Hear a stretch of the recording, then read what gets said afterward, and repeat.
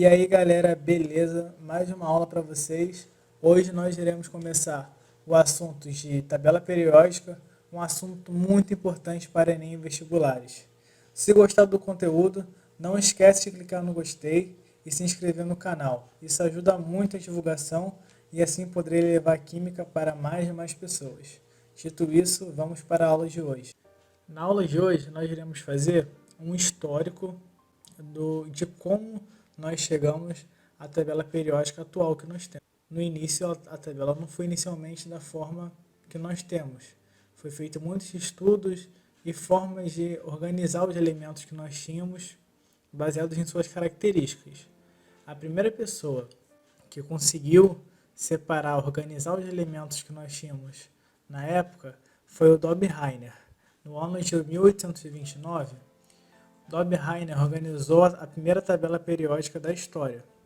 Ele apresentava os elementos que tinham na época, que eram 30, de 3 em 3. Por isso que a sua forma de organização se chamava Tríade de Dobheimer. A tabela periódica de Dobheimer, cada grupo representava elementos que possuíam características químicas semelhantes. Aqui, como a gente pode ver, os elementos eles são divididos em 3, em tríades, e esses elementos eles possuem características em comum. Ele organizou esses elementos pelas suas características e deixou espaços prevendo novos elementos que ainda iam ser descobertos. O próximo cientista que tentou organizar os elementos que nós tínhamos em uma tabela, em um modelo de organização, foi Mendeleev. Durante seus trabalhos, ele tinha um hábito de anotar as propriedades de cada elemento.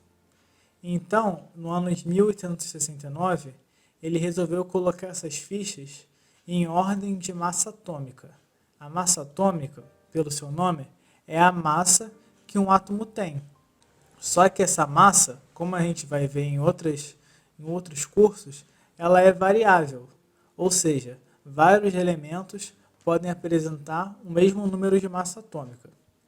Logo após organizar os elementos em ordem crescente de massa atômica, Mendeleev ele manteve o padrão, mas posicionou os elementos em colunas horizontais e verticais, respeitando as características e semelhanças deles.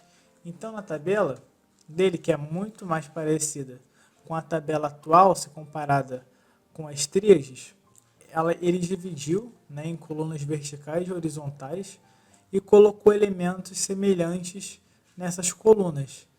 E os pontos de interrogação aqui são também porque ele previu a descoberta de novos elementos antes deles serem descobertos, Por meio da massa ou pelos buracos que foram criados, ele conseguiu prever a existência desses novos elementos. O modelo mais próximo da tabela atual que nós vamos ver hoje é a tabela de Moseley. Ele propôs essa tabela que mantém o padrão que nós conhecemos até os dias de hoje. Diferente do Mendeleev, ele organizou os elementos em ordem crescente de número atômico, ou seja, quantos prótons determinado elemento tem. E isso, sim, é uma característica do elemento. Cada elemento tem um número atômico diferente. Ou seja, ele pode ser usado para classificar realmente, não a massa atômica, que é variável. Ele manteve a organização em colunas horizontais e verticais, mas ele posicionou, diferente do Mendeleev, que se posicionou tanto na vertical quanto na horizontal, ele posicionou os elementos de características semelhantes nas colunas verticais. Ou seja, os elementos semelhantes, eles sempre se encontram em colunas verticais. Isso a gente vai dar o nome de família mais para frente. Aqui é um exemplo da tabela periódica que nós temos atualmente.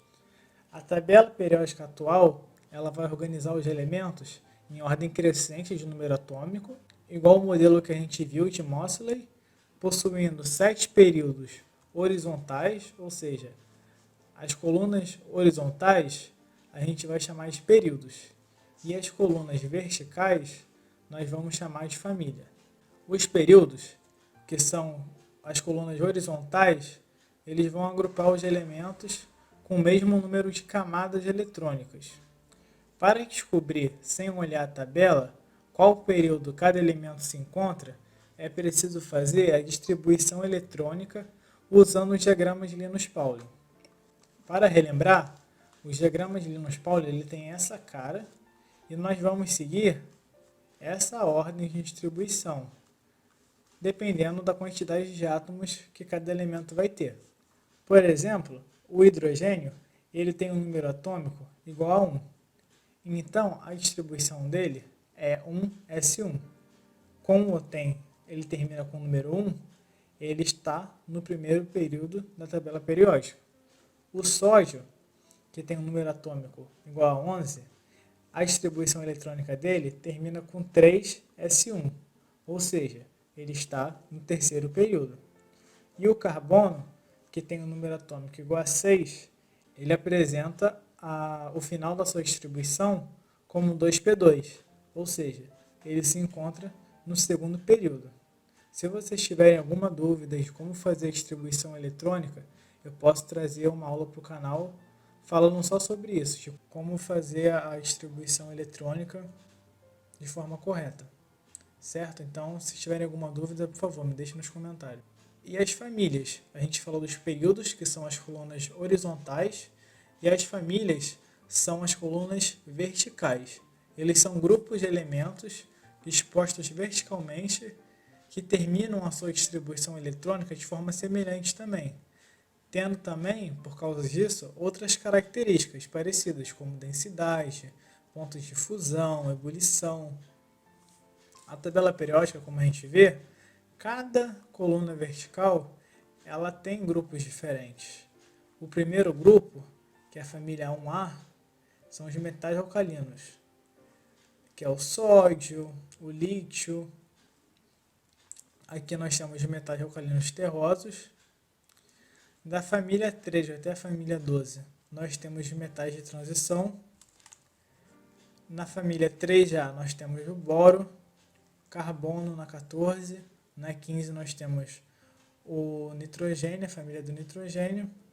A família 16 é a família do oxigênio, mas que nós podemos chamar, e é mais usado para questões de concurso, é o nome da família de calcogênio.